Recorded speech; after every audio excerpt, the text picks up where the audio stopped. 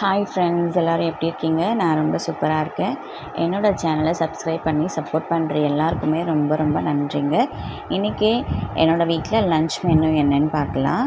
அதில் வந்துட்டு நான் வெஜிடபிள் ரைஸ் அண்ட் கோபி 65 செஞ்சுருந்தேன். அதுக்கு நான் குக்கரில் நெய் 2 ஸ்பூன், எண்ணெய் 2 ஸ்பூன் சேர்த்துட்டு அது நல்லா ஹீட் ஆனதுக்கப்புறமா பட்டை, கிராம்பு, ஏலக்காய் சேர்த்துக்கிட்டேன். என்கிட்ட அந்த பே லீஃப் இல்லை, அதனால் அதை சேர்த்துக்கல. ஸோ உங்கள்கிட்ட இருந்தால் சேர்த்துக்கோங்க. அதை சேர்த்துட்டு அதுக்கப்புறம் வெங்காயம் 2, தக்காளி 2, பச்சை மிளகாய் 2 காரத்துக்கு அதை நல்லா வதக்கிட்டு அதுக்கப்புறம் இஞ்சி பூண்டு பேஸ்ட் ஆட் பண்ணி அதை பச்சை வாசனை போகிற அளவுக்கு அதை வதக்கிக்கோங்க. அதுக்கப்புறமா நம்ம பவுடர் இருக்கு இல்லையா, சில்லி பவுடர், தனியா பவுடர், கரம் மசாலா அண்ட் மஞ்சள் தூள் இது எல்லாமே 1/2 ஸ்பூன் சேர்த்துக்கிட்டேன். ரொம்ப நிறையா சேர்த்துக்கல.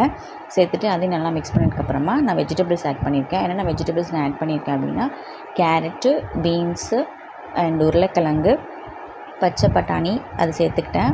அதுக்கப்புறம் சோயா சங்க்ஸ் நான் சேர்த்துக்கிட்டேன். சோயா சங்க்ஸ் அதில் இப்போ நான் நிறைய வீடியோஸில் நான் கேட்குறேன், அதில் ப்ரோட்டீன் நிறையா இருக்குது, அதை எடுத்துக்கிட்டால் ரொம்ப நல்லதுன்னு சொல்கிறதுனால நான் இப்போ வெஜிடபிள் குருமாவாக இருக்கட்டும், இல்லை வெஜிடபிள் ரைஸ் செஞ்சாலுமே நான் அதை ஆட் பண்ணிக்குவேன். தனியாக நான் அது மட்டுமே யூஸ் பண்ணி நான் குருமா, சப்பாத்திக்கு, தோசைக்கெல்லாமே இப்போ நான் செய்ய ஆரம்பிச்சிட்டேன். அது ப்ரோட்டீன் கொஞ்சம் நிறையா இருக்குதுன்னு சொன்னதுனால நான் அதை இப்போ எடுத்துக்கிட்டேன்.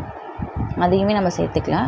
அதை நான் எப்படி சேர்த்துக்கிட்டேன் அப்படின்னா, தனியாக நான் ஒரு தண்ணியில் கொதிக்க வச்சுட்டு அதுக்கப்புறமா அந்த தண்ணியை நல்லா ட்ரை பண்ணிவிட்டு அதுக்கப்புறமா சேர்த்துக்கிட்டேன். அதுக்கப்புறம் நம்ம ஆஸ் யூஷுவல் புதினா, மல்லி, இதில் நம்ம மல்லியை விட புதினா தான் அதிக குவான்டிட்டி எடுத்துக்கணும்.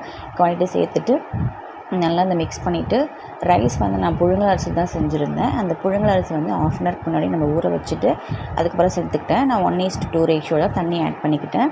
அதுக்கப்புறம் நான் ரைஸ் கொஞ்சம் லைட்டாக ஒரு கொதி வந்ததுக்கப்புறமா குக்கரை மூடிட்டு அதில் வெயிட் போடுவேன். ஸோ 3 சவுண்ட் வச்சா போதும்.